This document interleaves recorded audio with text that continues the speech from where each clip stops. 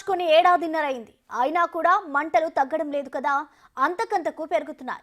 ఇళ్లలో నుంచి మహిళలను పిల్లలను తీసుకొచ్చి ఊచకోత కోసే స్టేట్కు పరిస్థితి మారింది. ఇంతకీ చల్లారినట్టే కనిపించిన మణిపూర్లో నివురుగప్పిన నిప్పు రాజుకోవడానికి కారణమేంటి? అత్యవసర సమావేశం నిర్వహించిన అమిత్ షా తీసుకున్న నిర్ణయం ఏంటి? మణిపూర్లో మానని నెత్తుటి మరకలు. ఏ క్షణాన ఏం జరుగుతుందోనని టెన్షన్. రంగంలోకి దిగిన అమిత్ షా. శాంతి భద్రతలను పరిరక్షించేందుకు చర్యలు. జాతుల మధ్య వైరంతో అట్టడుగుతున్న మణిపూర్ యావత్ దేశాన్ని కలవరానికి గురిచేస్తున్నాయి. ఏడాది దాటిన మణిపూర్ ఘర్షణల్లో ఎలాంటి మార్పులు రాకపోక అంతకంతకు పెరుగుతున్నాయి. తాజాగా పరిస్థితులు మరింత ప్రమాదకరంగా మారాయి.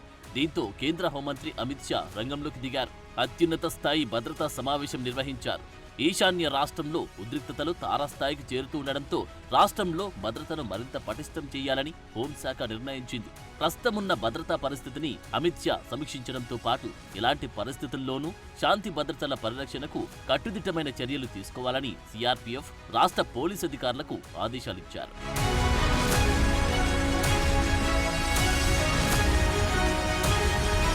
మణిపూర్కు అదనంగా 50 కంపెనీల సిఆర్పీఎఫ్ బలగాలను పంపించాలని కేంద్రం నిర్ణయించింది. ప్రస్తుతం 20 కంపెనీల సిఆర్పీఎఫ్ బలగాలు రాష్ట్రంలో మోహరించగా తాజా నిర్ణయంతో 70 కంపెనీల సిఆర్పీఎఫ్ బలగాలు రాష్ట్రంలో శాంతి భద్రతల పరిరక్షణ బాధ్యతను తీసుకుంటాయి.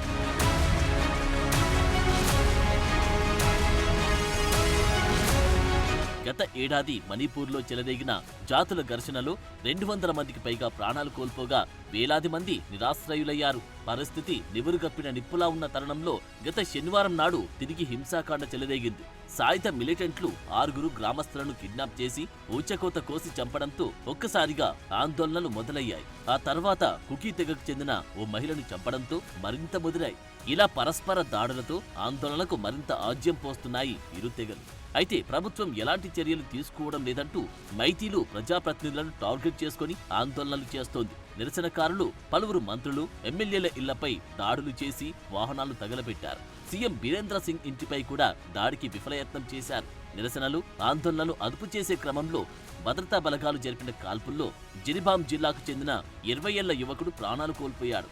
ఆందోళనకారులు స్థానిక బీజేపీ, కాంగ్రెస్ కార్యాలయాలకు చొరబడి ఆస్తుల విధ్వంసానికి పాల్పడ్డారు. ఫర్నిచర్ను దగ్ధం చేశారు. మణిపూర్లో సంక్షోభం ముదురుతూ ఉండడంతో శాంతి భద్రతా వైఫల్యానికి నిరసనగా బీజేపీ సారథ్యంలోని బీరేంద్ర సింగ్ ప్రభుత్వానికి నేషనల్ పీపుల్స్ పార్టీ మద్దతును ఉపసంహరించుకుంది.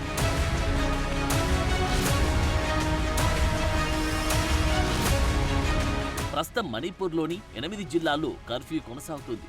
ఇంఫాల్ వెస్ట్, బిష్ణుపూర్, ఇంఫాల్ ఈస్ట్, తౌబల్సా, కాక్చింగ్, కాంగోక్పి, చురాచాంద్పూర్లో 2 రోజుల పాటు ఇంటర్నెట్, మొబైల్ డేటా సర్వీసులను నిలిపివేశారు. మరి కేంద్రం మణిపూర్పై ఫుల్ ఫోకస్ చేసి శాశ్వత పరిష్కారం కల్పిస్తుందా లేదా చూడాలి.